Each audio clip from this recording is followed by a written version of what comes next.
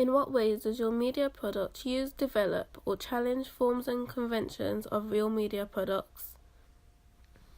The genre K-pop has an emphasis on the production, recording, and technology rather than actual live performance of the artist or group. As I did a song that is a K-pop ballad, I had to see the conventions of both a K-pop and K-ballad music video. I ignored the K-pop conventions and instead used the K-ballad conventions, which focuses on the performance of my actor. This was to put out the message of my music video in a more serious way. My work focused on my actor doing various different actions inside as well as publicly, such as the artist drinking or writing down something. This didn't have a lot of fancy camera work, such as tilted camera work or long takes, because it is something that would be used in a traditional K-pop song. During K-ballads, there is always some sort of signifier that is shown ranging from the start to the middle of a music video, and we'll never know what it means until the end. This signifier can range from things such as a picture which is shown in K-Will's ballad Please Don't, or something simple such as a smart tie which is shown in My Name's The Greatest Story Never Told. I followed this as my signifier was the alcohol bottle. I show this various times in my music video, such as near the start and during the middle. This was able to show the connotations of unhealthiness and depression. However, when using this connotation, I didn't show this signifier at the end of my music video like many K-ballads do. Instead, my ending showed her get away from that lifestyle. Therefore, that shows how I was able to develop the conventions of a real media product. Almost all K-ballads have a clear narrative/story behind them. This is shown in many different music videos. However, with my music video, I decided to challenge this, as many music videos did not have a storyline that need to be kept up by the audience. Instead, my music video has more of a concept rather than a storyline, which I followed and kept to. For now, the use of camera work in K-ballads, there are always close-up shots to capture the expression of the actor's face, as well as to show the lip syncing that is done. I followed this convention as I used close-ups in my music video, even though a lot of my shots were medium shots. However, this is a shot that is used a lot in many music videos, especially in K-ballads. I also experimented with a bird's eye view tracking shot. I thought this worked well as I was able to have shots that were different to what is usually used in K-ballads. When it comes to the editing of K-ballads, it is mainly slow-paced compared to the editing of K-pop songs. However, they both edit in time with the music video, which is essential for any music video. I use this convention as I thought it would be unrealistic to try and do a fast-paced editing, as it would not go with the song and it would go against conventions of real media products and has a high chance of taking away the feel of the song or even the message. In terms of editing, in Korean pop ballads there normally isn't any fancy transitions or a lot of filters, and I decided to follow this. The only filter that I used was a black and white filter on the pre-chorus to emphasize the build-up of the song, and I believe that worked really well with my finished product. As you can see, I used, developed and challenged the conventions of a K-ballad music video. However, I also did this with my digipack and artist website. With my digipack, I was able to use the conventions it has. For example, the tracklist for the majority of Western digipacks is at the back. Depending on the genre of the song, or the image it portrays depends on the font that it uses. A pop and ballad music video would usually have a fancy font, whereas a hip-hop digipack would normally have a graffiti-type font. However, the Korean digipacks, they stick to a more simplistic font for the title as well as the track list.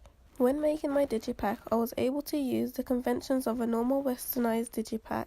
For the title of my digipack, Goodbye, I used a more fancy font which used conventions of a traditional Western digipack. However, I could also say that I have developed the conventions of a digipack, as I not only include what a Western digipack would contain, but also a Korean one. This is because I used a more simplistic font for the track list, so I didn't just stick to one font. Even though I combined the two, I believe that it worked well, as it didn't use too many different fonts, as this would have made my digipack look crowded and overdone, which is not a common look for a digipack overall.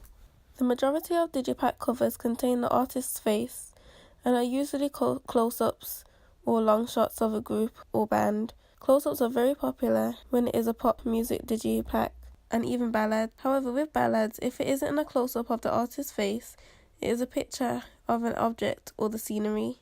Again, I decided to challenge this idea by using a medium shot instead of a close-up, but I also developed this as I included a picture of the scenery, which consisted of trees in the sky.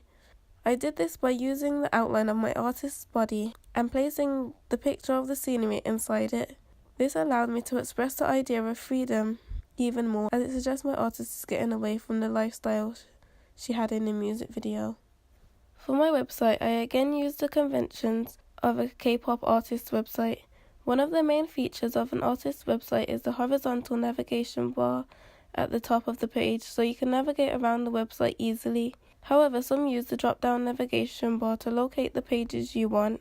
The pages that most websites have are About Me, Discography, Gallery, and Shop.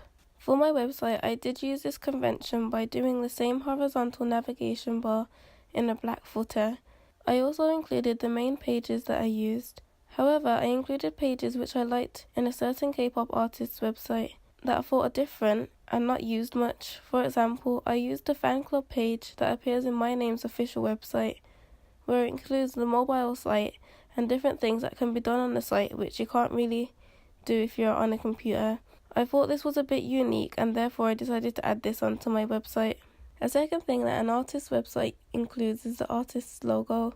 The artist's logo usually matches the colours or the look of the theme you are going for.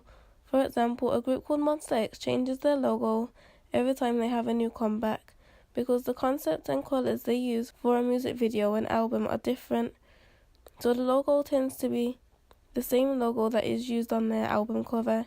This doesn't just happen with one artist. In fact, it happens with all artists, groups, or bands, especially in the K-pop industry. They do this as it promotes their latest album. On my artist's website, I use a black and white logo which matches my theme of my music video. The colours used links with the parts of my music video because I used the black and white filter, as well as my digipack because it tended to be mostly black and white. My logo also appeared on the left corner of my navigation bar on my website, which is the common location for a logo to be placed, as it is like this for many artists' websites. On many websites, the primary photo is of the artist themselves. This can be one photo, which is possibly from the cover of their latest album, or it can be a collage of photos, which could be from a photo shoot, tour, or concert. With my artist website, I decided to challenge this. For the homepage of my website, I did not include a photo of my artist, as I wanted to follow the design of one of my favourite artists' website. Instead of a photo of my artist that matches the album, I put a teaser movie as the main thing on my homepage. So instead of using a picture to promote the album on the website, I used the video instead.